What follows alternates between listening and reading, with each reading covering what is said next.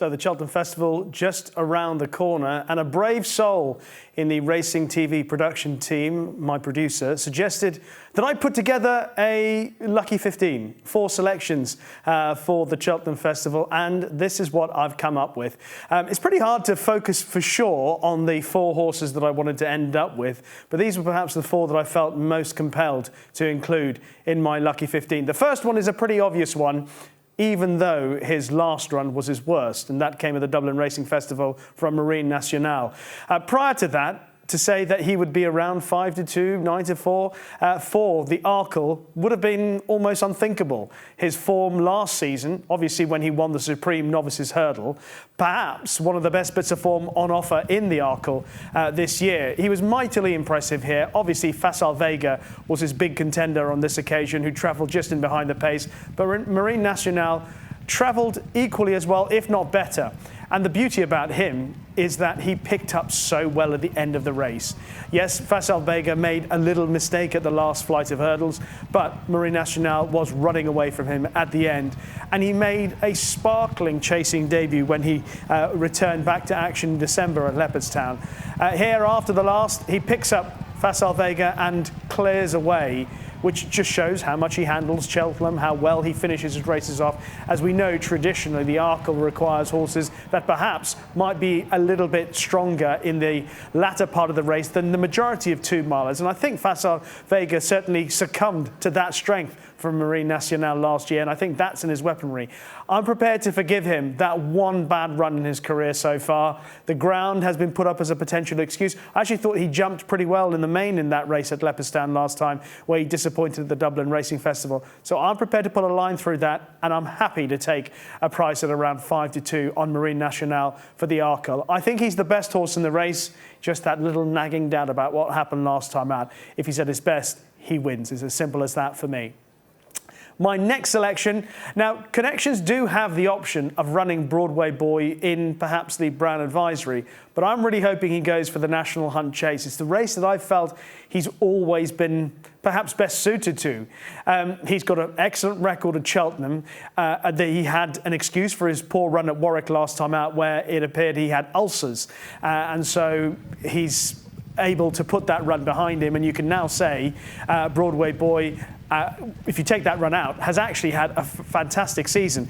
This performance here at Cheltenham preceded a win where he actually defeated a horse of the ilk of Protectorat, 3 under through 5, etc. He is a horse of pretty high class for a young novice in comparison to some of his rivals. Yes, there are 1 or 2 horses that have very good profiles going in against him, the likes of Embassy Gardens, etc. But if you take out that run at Warwick last time out, where he was behind Grey Dawning and he was very disappointing because of the ulcers, and you look at the runs prior to that when he beat 3 under through 5 and Protectorat at Cheltenham in December, and that run where you've just seen he's beaten We've All Been Caught. Before that, his only other run came at Cheltenham over fences when he was behind Flooring Porter. Flooring Porter was perhaps a little bit sharper on that occasion, but Broadway Boy ran a terrific race behind him. So I think if connections go for the National Hunt Chase, that's the race that really suits him. He was around the 10-1 mark when I last looked. So hoping that that's the race that connections go for. Obviously getting the right rider for that race will be an important element for Broadway Boy. Maybe that Sam Twiston-Davies might try and convince them to go for the Brown Advisory. But that's a little element of doubt when including him in my lucky 15. Whatever race he runs in, I'm sure he's going to run well, but I think he has a better chance of winning should he go for the National Hunt Chase. Now I'm going to look ahead to the Stayers Hurdle on Thursday. Obviously, there are a lot of familiar names in this race, a lot of horses that we know for a long period of time who've been dominating the scene, staying races, including 1 or 2 who've been dominating over fences. Say, for example, the likes of Noble Yates, the Grand National winner, who's back over hurdles now. But I'm going for a fresher name on the staying hurdle scene, and that's Crambo, who last season, he progressed and progressed and progressed. He was a very good winner of some good races. If you look at his form this season, he's continued that progression. We look back at a run at Aintree at the back end of last season for Crambo. The beauty about watching how he has got better with every run is that you still don't know, coming into the Stayers Hurdle, just what the limit on his ability is. At Aintree, he ends up getting beaten by Irish Point. He finished down the field on that occasion, but he then came back out at Aintree earlier in the season or the beginning of this season. He beat Santos Blue, the race that we're having a look back here in October. Following that run, he went to Haydock, where he was, as we all know now, he was given just a bit too much to do in that Betfair hurdle at Haydock. But he then, even though he ran a race of great promise, went one better in terms of proving he belongs amongst the elite staying hurdlers in this country when he edged out Paisley Park.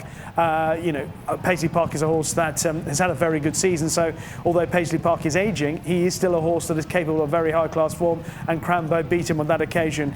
There seems to be, in terms of the way he goes about his racing with Crambo, just the impression that there is more to come from a horse who still remains relatively lightly raced. He's only had 10 races in total, 8 over hurdles, and you're almost certain that we still haven't seen the best of him so far.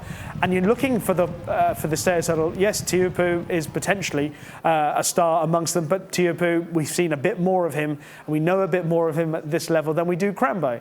And my reading of previewing the Stayers hurdle is looking for a horse that you still think has plenty of upside, perhaps still unexposed, and that's what Crambo offers. And given the fact that he's already beaten the best of the British staying hurdlers, the likes of Paisley Park and Dashel Drasher, etc., at Ascot, suggests to me that he's already of a level to go close in the Stayers hurdle, and I still believe there's more to come from him. Add those elements together, then I think he is the likeliest winner of this year's Stayers hurdle at the Cheltenham Festival. I'm staying with the same stable for the fourth and final selection for my Lucky 15. And that is Dysart Enos, who runs in the Mares Novices Hurdle. Now, she's a horse who has just been brilliant so far for the Fergal O'Brien team. I remember being a big fan of Queen's Gamble when she ran against Dysart Enos in a bumper at Market Race, and Dysart Enos brushed her away very easily. Now, I was taking solace as a fan of Queen's Gamble that day that Queen's Gamble gave Dysart Enos some weight on that occasion. But subsequent races have suggested that Dysart Enos was just a better horse. You look at all her performances, including this one at Aintree, where at the back end of last season she produced a telling turn of foot to win the Mares Bumper at Aintree. All the while travelling so well. She travels well in all her races. She's got that turn of foot, and she'll be getting £5 from the much-touted Brighter Days Ahead and the much-touted Jade de Grugy. And those two horses, a lot of people believe, closely associated with them, that they are the ones to beat. But the campaign that Fergal O'Brien has got into Dysart Enos this season, including a win at Cheltenham against the boys where she beat the Bat, means that she goes into the race without that penalty. She's carrying 11-2, Brighter Days Ahead and Jade de Grugy, who haven't achieved any more, I think, in their form than Dysart Enos. They will both be conceding £5 to Fergal O'Brien's unbeaten mare.